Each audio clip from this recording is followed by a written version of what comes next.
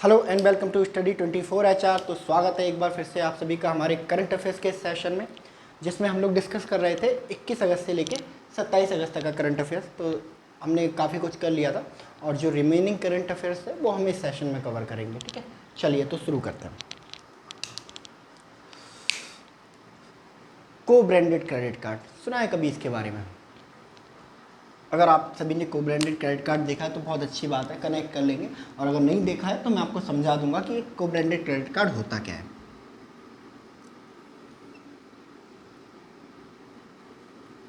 ऐसा दिखता है ना, डेबिट कार्ड की तरह हमारे क्रेडिट कार्ड। ठीक है, यहाँ पे कार्ड नंबर लिखा रहता है, यहाँ पे नेम लिखा रहता है। ठीक है, यहाँ पे रुपे या वीज़ा वगैरह कुछ ऐसे करके लिखा रहता है। यहाँ पे क्या होता है, बैंक का नाम होता है, मान लो लेट जस्ट SBI। ठीक है, तो या तो ये वाला स्पेस जो होता है खाली होता है। ठीक है, जब बैंक किसी कंपनी के साथ टाई अप करता है कि अपने क्रेडिट कार्ड के एक साइड पे हम आपका नाम डाल देंगे, इस साइड पे। ठीक है, या दो बैंक मिलके टाई अप करते हैं कि चलो एक तरफ आपके बैंक का नाम होगा, दूसरी तरफ हमारे बैंक का नाम होगा, तो इसी को कहा जाता है को ब्रांडेड क्रेडिट कार्ड। ठीक है, मान लो SBI ने टाई अप कर लिया मिंत्रा के साथ में। ठीक है, अब मिंत्रा से पैसे लेगा क्या SBI, है ना? हाँ, कुछ अमाउंट ले भी सकता है, नहीं भी ले सकता है, बट मिंत्रा को ऐड क्यों करेगा, है ना? सिर्फ किसी का प्रचार करने के लिए तो को ब्रांडेड क्रेडिट कार्ड लागू नहीं करेगा, लॉन्च नहीं करेगा। कुछ ना कुछ बेनिफिट तो बैंक को भी होना चाहिए, है ना? तो क्या बेनिफिट होगा? मान लो SBI ने क्रेडिट कार्ड लॉन्च किया, बहुत सारी स्कीम दे रहा है कि भाई इतना 5% कैशबैक मिलेगा,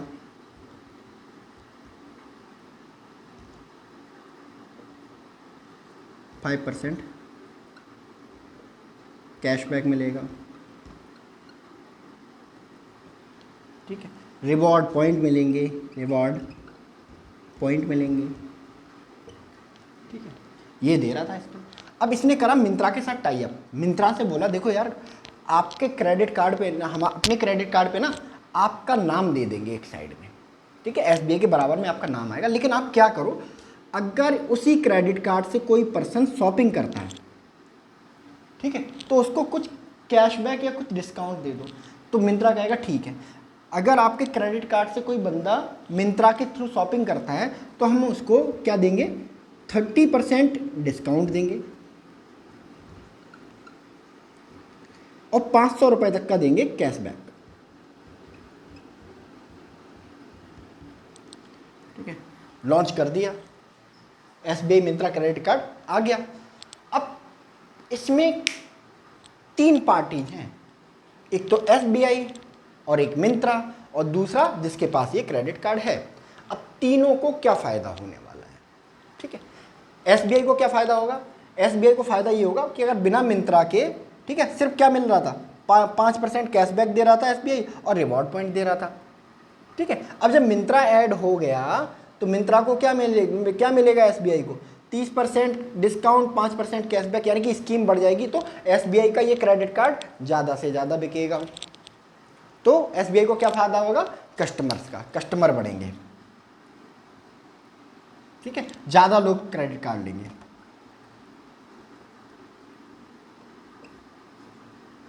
क्रेडिट कार्ड लेंगे। ठीक है, मिंत्रा को क्या फ़ायदा होगा?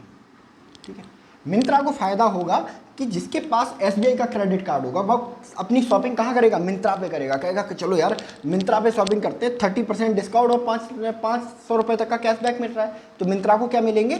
कस्टमर मिलेंगे SBI के।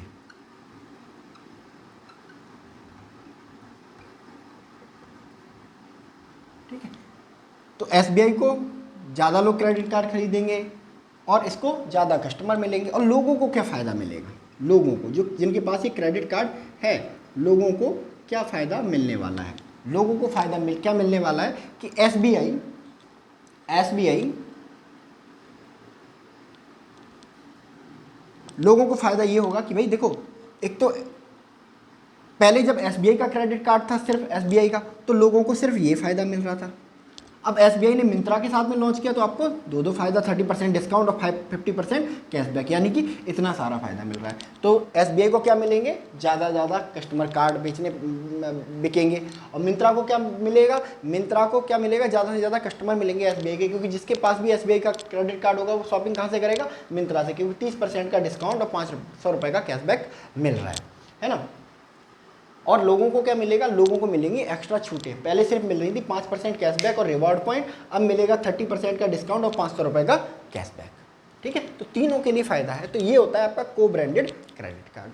ठीक है, अब ये समझाने का मतलब आपको सिर्फ इतना था कि अभी हाल ही में एक बैंक है जिसने एक होटल चेन है, ठीक है, होटल चेन है, उसके साथ में अपना क्रेडिट कार्ड लॉन्च किया है को ब्रांडेड। ठीक है, उस होटल का नाम है मैरियट बॉनबॉय, बहुत बड़ी होटल चेन है। मैरियट का नाम सुना होगा आप सभी ने, मैरियट बॉनबॉय। इस होटल चेन के साथ मिलकर को ब्रांडेड क्रेडिट कार्ड मिला है। समझ गए, को ब्रांडेड, एक तरफ उस बैंक का नाम आएगा और दूसरी तरफ इस होटल मैरियट बॉनबॉय का लोगो आएगा या नाम आएगा। ठीक है, फायदे सेम कि ज़्यादा से ज़्यादा लोग कहाँ जाएंगे, होटल मैरियट में जाएंगे इस क्रेडिट कार्ड को लेके, क्योंकि उनको मैरियट बॉनबॉय क्या दे रहा है, डिस्काउंट दे रहा है। तो हाल ही में किस बैंक ने लॉन्च किए हैं को ब्रांडेड क्रेडिट कार्ड विद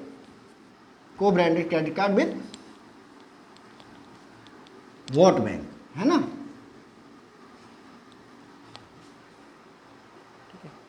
हाल ही में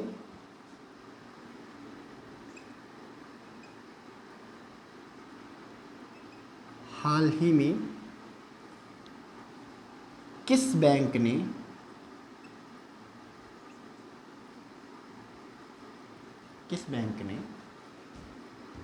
होटल चेन मैरियट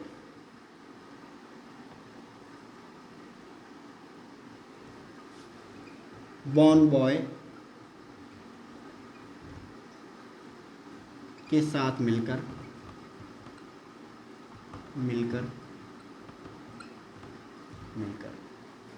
को ब्रांडेड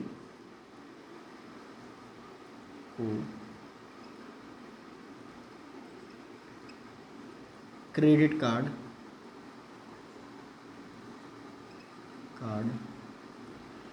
लॉन्च किया है।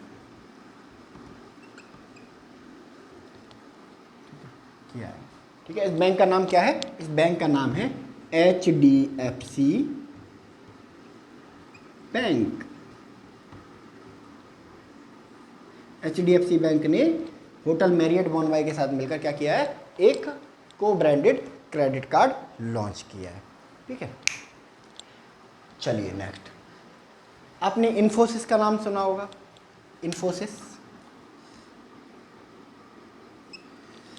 इन्फोसिस भारत की सबसे बड़ी आईटी कंपनियों में से एक है, सॉफ्टवेयर डेवलपिंग कंट्री, है ना। नारायण मूर्ति का नाम सुना होगा आपने। नारायण मूर्ति की बेटी जो ब्रिटेन के प्राइम मिनिस्टर की बीवी हैं, ऋषि सुनक। ब्रिटेन का प्राइम मिनिस्टर कौन है, ऋषि सुनक, है ना, उनकी वाइफ है ना। तो को कह सकते हैं कि जो ब्रिटेन के प्राइम मिनिस्टर हैं उनके ससुर जी हैं ना, उनकी कंपनी है इन्फोसिस, इंडियन कंपनी। तो अभी ब्रिटेन की जो हमारे इंडिया की इन्फोसिस है, इसने हाल ही में ब्रांड एम्बेसडर अपॉइंट किए। ब्रांड एम्बेसडर आप जानते हैं, जिन प्रचार करते हैं, सचिन तेंदुलकर आपने देखा होगा प्रचार करता है टीवी पे, है ना, दूध अंडे वगैरह का, विराट कोहली इंजन ऑयल वगैरह का। तो इन लोगों को क्या बोलते हैं, ब्रांड एम्बेसडर बोलते हैं उस कंपनी का।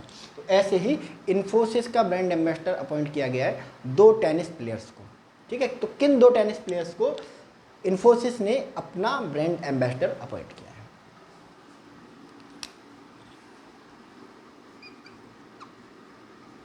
हाल ही में किन 2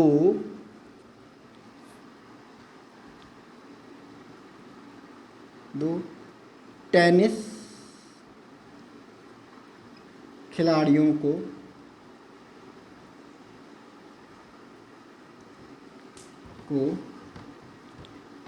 भारतीय आईटी कंपनी ने अपना ब्रांड एम्बेसडर अपॉइंट किया है।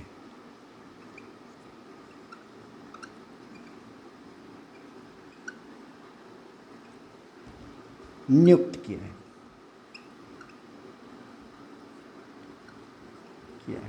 कौन है ये? दो हैं। पहले हमारे राफेल नडाल, सारे लोग जानते होंगे इनको।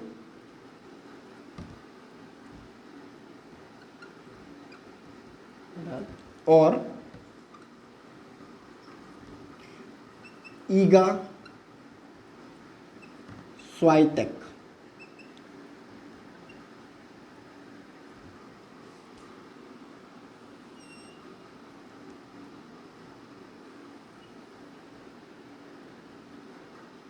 ईगा स्वाइटेक, ठीक है। तो राफेल नडाल और ईगा स्वाइटेक को आईटी कंपनी हमारी ये जो इन्फोसिस है उसने अपना ब्रांड एम्बेसडर अपॉइंट किया है, ठीक है। चलिए नेक्स्ट।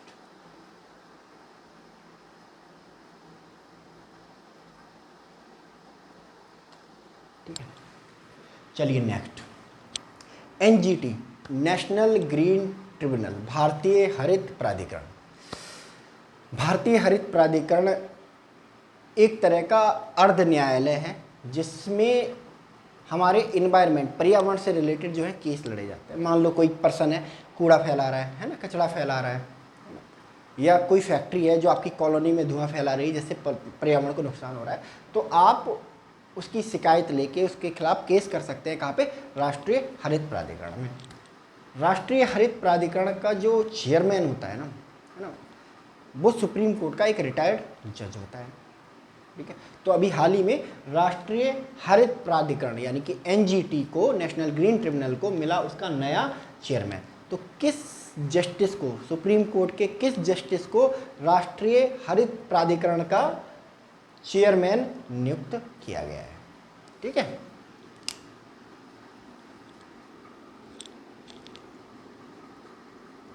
हाल ही में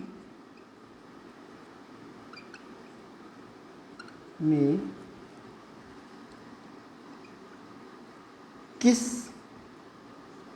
रिटायर्ड जज को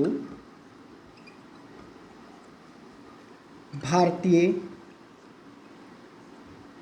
हरित प्राधिकरण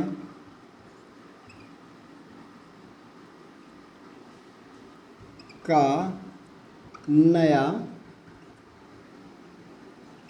चेयरमैन नियुक्त किया गया है,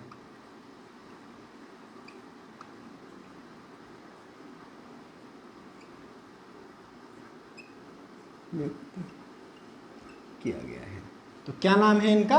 इनका नाम है जस्टिस प्रदीप श्रीवास्तव।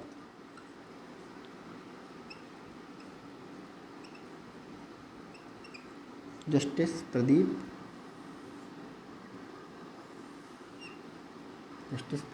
श्रीवास्तव, ठीक है। जस्टिस प्रदीप श्रीवास्तव को नियुक्त किया गया है राष्ट्रीय हरित प्राधिकरण का नया चेयरमैन, ठीक है। चलो नोट कर लो इसको।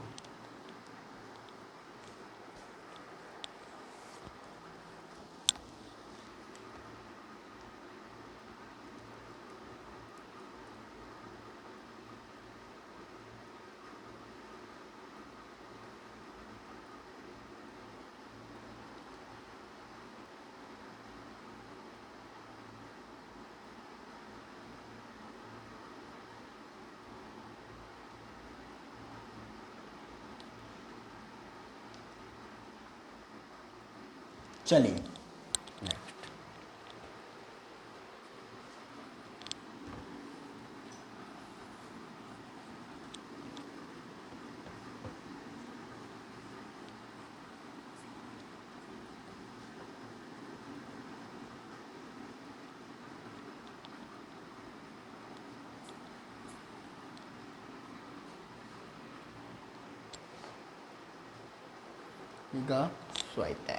चलो नेक्स्ट।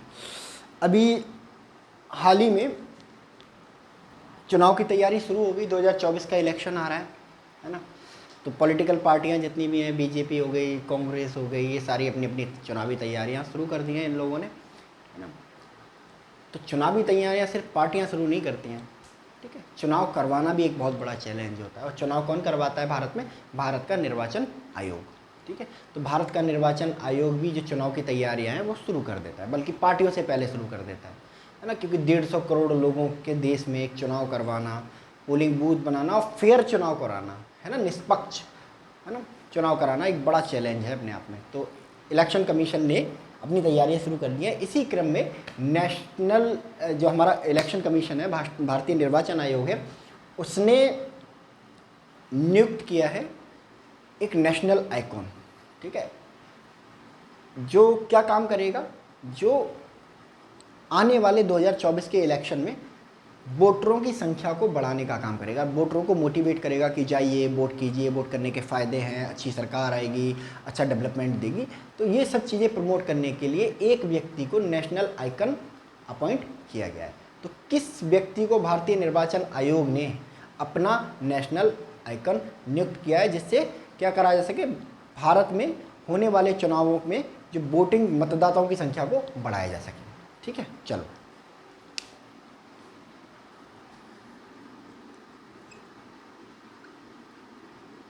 हाल ही में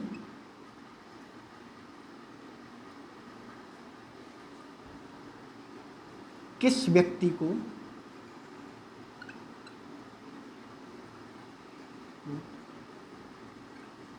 भारतीय निर्वाचन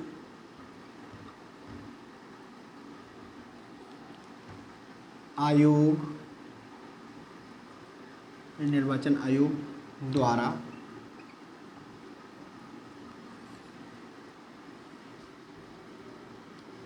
नेशनल आइकन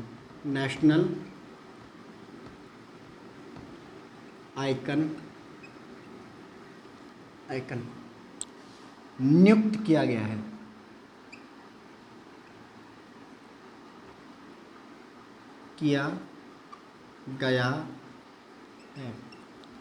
ठीक है, जिससे होने वाले चुनावों में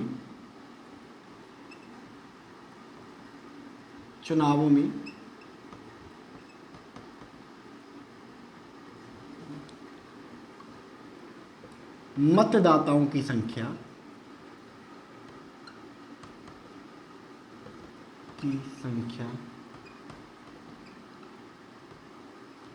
में वृद्धि की जा सके,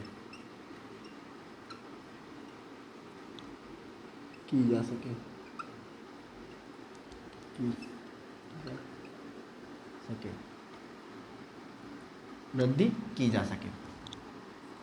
क्या नाम है इनका? इनका नाम है सचिन तेंदुलकर।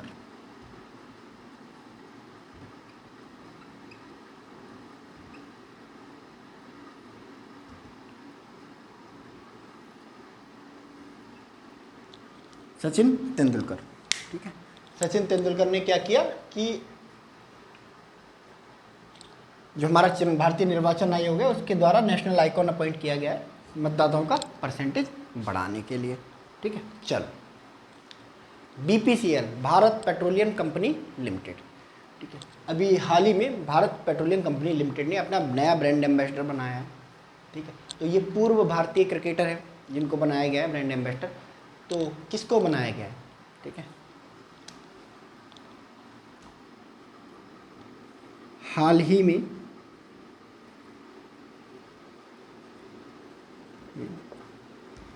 किस पूर्व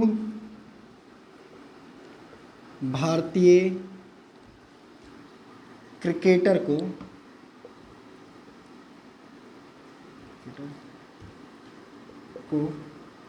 BPCL, ठीक है, भारत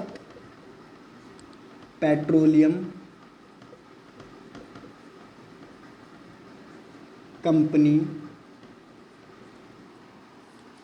लिमिटेड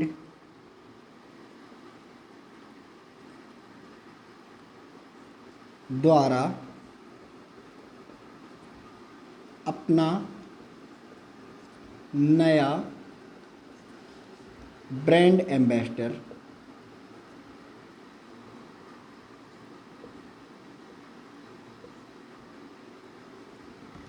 चुना गया है।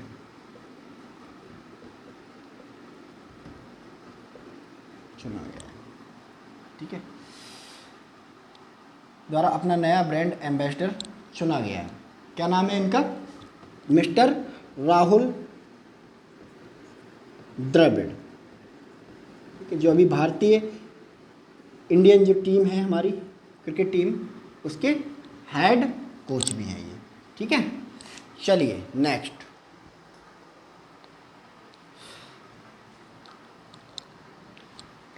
अभी हाल ही में एक फिडे वर्ल्ड कप है, उसका आयोजन हुआ।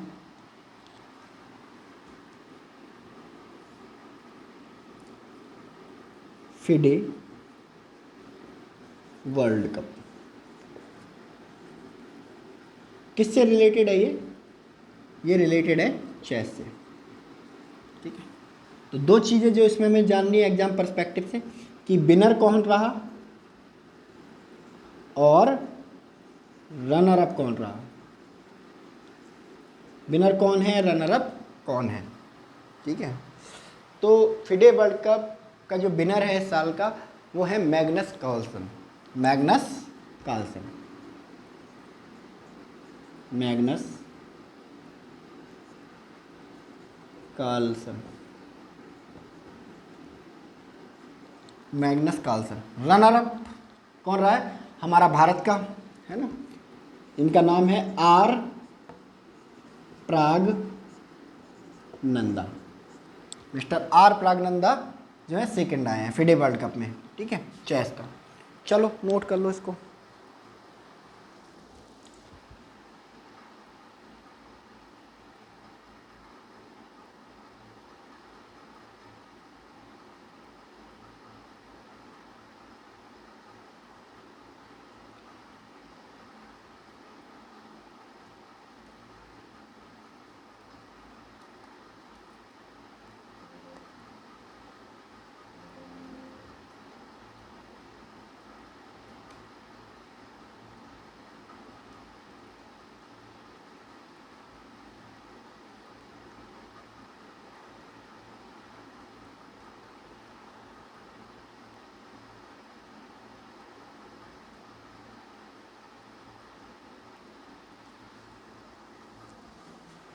चलिए नेक्स्ट,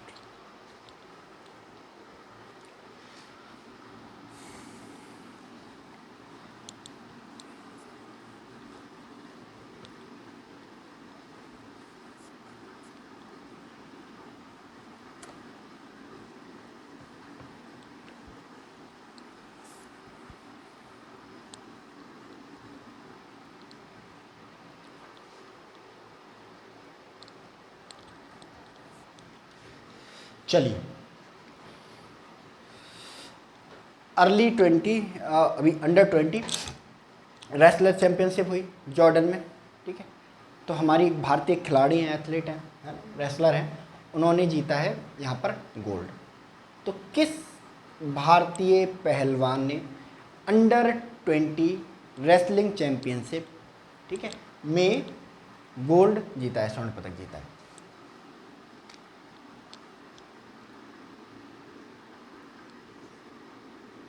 हाल ही में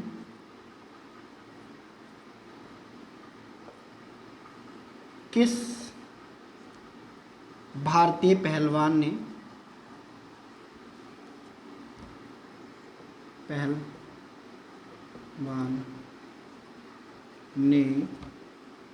हाल ही में किस भारतीय पहलवान ने जॉर्डन में आयोजित जॉर्डन में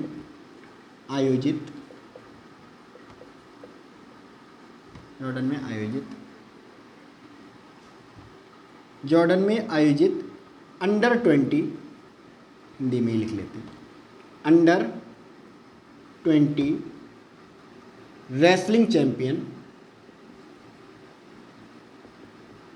चैंपियनशिप रेसलिंग चैंपियनशिप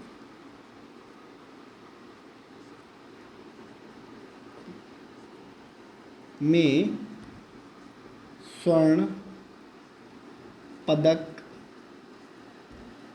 जीता है, स्वर्ण पदक जीता है। कौन है वो स्वर्ण पदक जिन्होंने जीता है? इनका नाम है प्रिया मलिक। ठीक है, प्रिया मलिक ने जीता है स्वर्ण पदक, ठीक है, अंडर 20 रेसलिंग चैंपियनशिप में। ठीक है, चलो नेक्स्ट हमारा आता है फीफा वुमेन वर्ल्ड कप। ठीक है, फीफा महिला फुटबॉल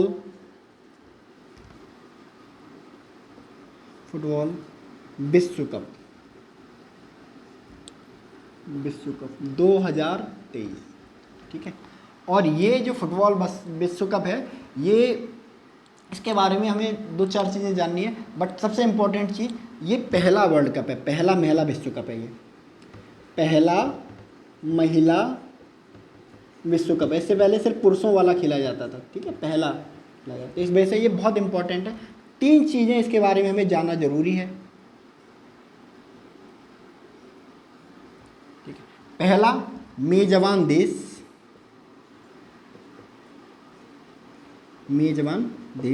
दूसरा विजेता, दूसरा उपविजेता, तीसरा उपविजेता। ठीक है, मेजबान देश, विजेता और उपविजेता। किस कंट्री ने इसको होस्ट किया है? कौन है मेजबान देश? तो इसका जो मेजबान देश है वो है ऑस्ट्रेलिया। ठीक है, ऑस्ट्रेलिया ने होस्ट किया है इसको। ठीक है, विजेता कौन है? इसको जीता किसने है? तो इस विजेता टीम जो है पहले महिला विश्व कप की स्पेन है। स्पेन ने जीता है। किसको हरा के जीता है? यानी कि उपविजेता कौन है? तो उपविजेता है जी इंग्लैंड। ठीक है, 3 चीज़ें आपसे पूछी जाएंगी एग्जाम में से रिलेटेड कि कौन सा देश है जिसने पहला महिला विश्व कप, फीफा महिला विश्व कप होस्ट किया है या मेजबानी की है। तो ऑस्ट्रेलिया। कौन जीता है, कौन विनर रहा है, कौन विजेता रहा है पहले महिला फुटबॉल विश्व कप का? तो आपका आंसर होगा स्पेन। और किसको हराया है? तो इंग्लैंड को हराया है। ठीक है, बहुत सारी डिटेलिंग की ज़रूरत नहीं है। 1-0 से हराया वैसे, है ना, 1-0 से हराया। चलो नोट कर लो इसे।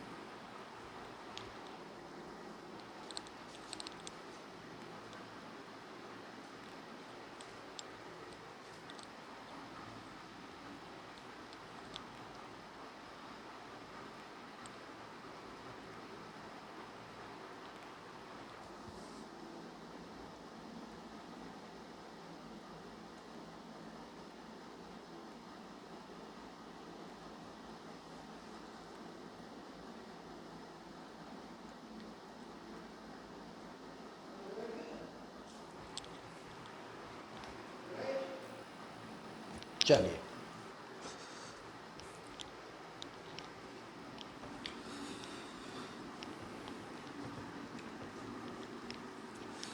और इस महीने का, अगस्त महीने का शायद सबसे इम्पोर्टेंट टॉपिक, सबसे प्राउड टॉपिक वो हम डिस्कस करने जा रहे हैं। ठीक है, जिसका नाम है चंद्रयान 3।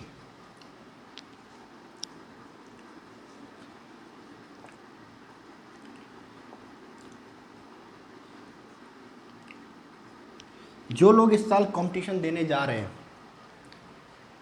ठीक है, उनके लिए ये गिफ्ट है।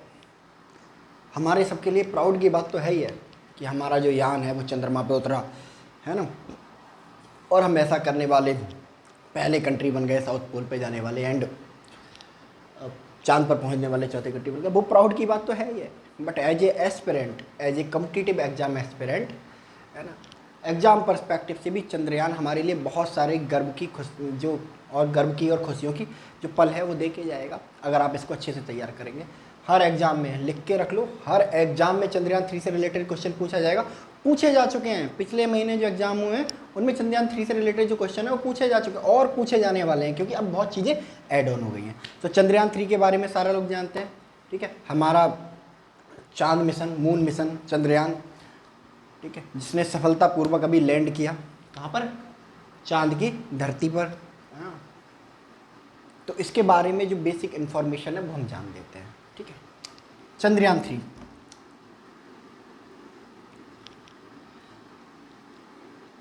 कब लॉन्च हुआ?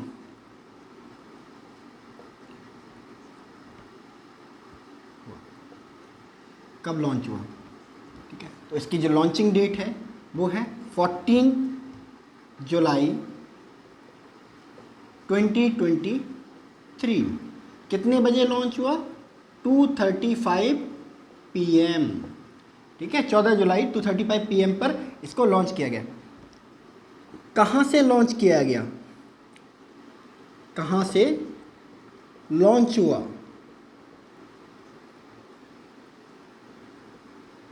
कहाँ से लॉन्च हुआ? कहाँ से लॉन्च हुआ? ये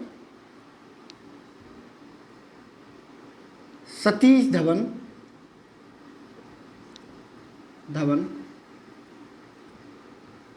space centre,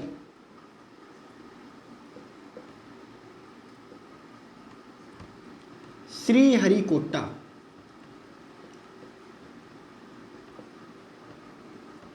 Andhra Pradesh.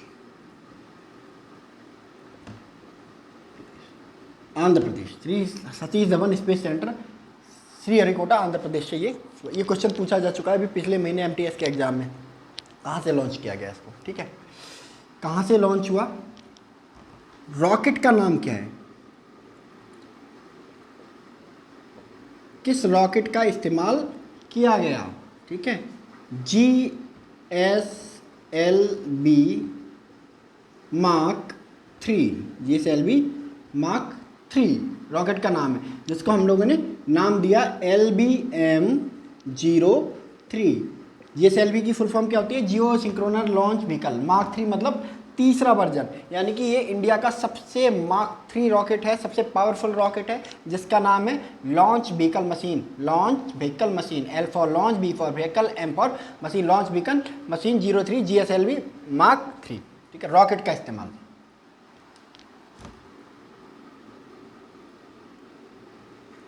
Next,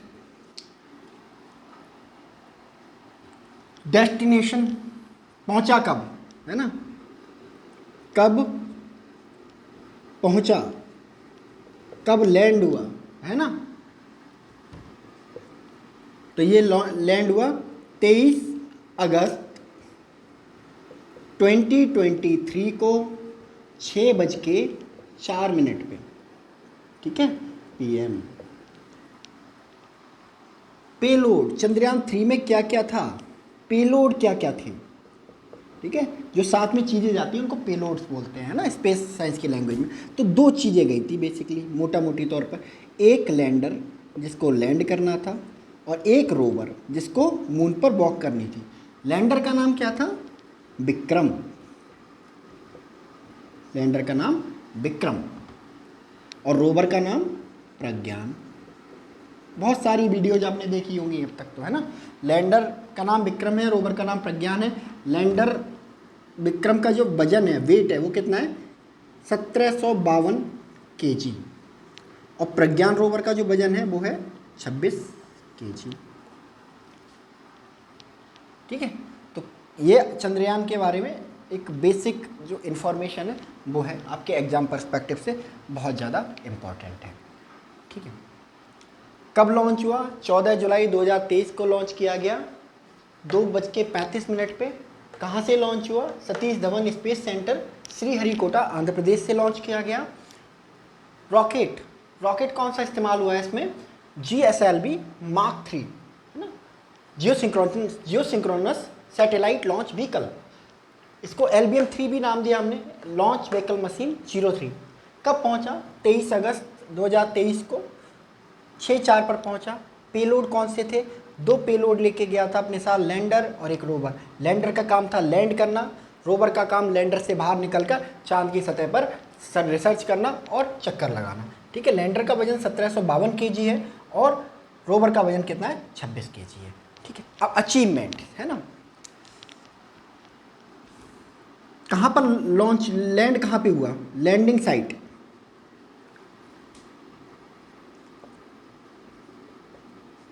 site. Landing site क्या थी इसकी? चांद का दक्षिण ध्रुव, चांद का दक्षिण ध्रुव, चांद का दक्षिण ध्रुव। और चांद के दक्षिण ध्रुव पर पहुंचने वाला कौन सा देश बन गया है? दक्षिण ध्रुव पर पहुंचने वाला पहला देश है ये, दक्षिण ध्रुव पर पहुंचने वाला प्रथम देश, प्रथम देश, ठीक है। और चांद पर पहुंचने वाला कौन सा देश बना है भारत? चांद पर पहुंचने वाला चौथा मुल्क, चांद पर पहुंचने वाला चौथा देश, ठीक है। इससे पहले कौन कौन पहुंच चुका है चांद पर? तो 3 देश पहुंच चुके थे, यूएसए, रूस और चीन। चीन के बाद भारत, तो यूएसए, रूस, चीन, भारत, ठीक है। तो ये जो है बेसिक इन्फॉर्मेशन है एग्जाम ओरिएंटेड, ये आपसे एग्जाम में पूछी जाएगी, आप इसको नोट कर लीजिए एक बार।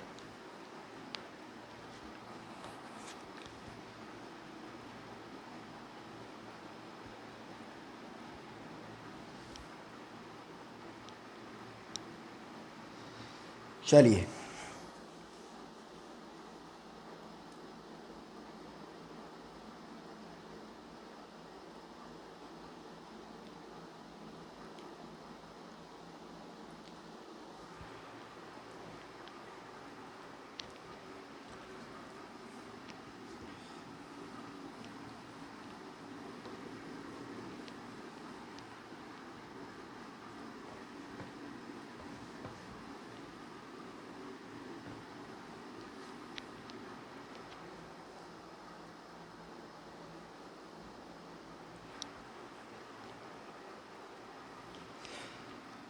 भारत की पहली हाइड्रोजन बस कहाँ लॉन्च की गई है? ठीक है, भारत की पहली हाइड्रोजन बस कहाँ लॉन्च की गई है?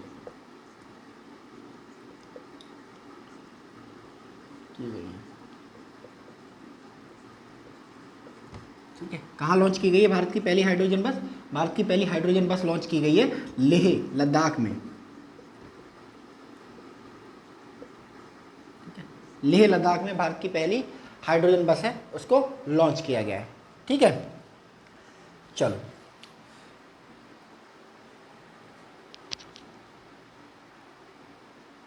लेह लद्दाख में लॉन्च की गई है। नेक्स्ट,